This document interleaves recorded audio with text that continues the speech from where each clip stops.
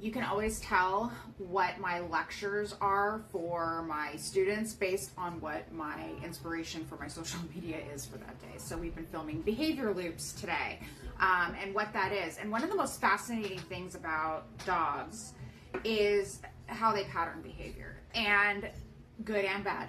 And so one of the things I always find super fascinating is a dog like Kuma, for example, who generally stays with me in the summers for short-term boarding. He did a board and train in 2022. And he will come up the stairs, right through the slider, and go to the place cot without any sort of cue, without any sort of help. He knows that pattern in this environment, even after not being here for 6 months, 9 months, whatever it may be. And this is a good indication of how quickly we can pattern behaviors in a good way and a bad way.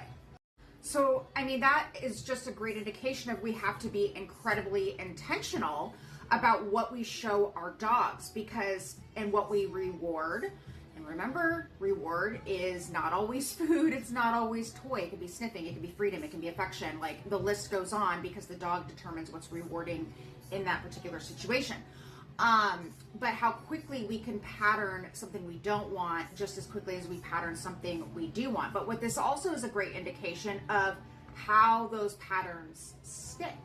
If I don't see a dog for 6 to 9 months and he comes up my stairs and goes directly to the place cot that has always been there when he was here for 30 days, only 30 days, what do you think you daily living with your dog and doing things that are encouraging behaviors you don't like are doing to their little brains? So be intentional with how you communicate with your dog, because they are listening more than you realize.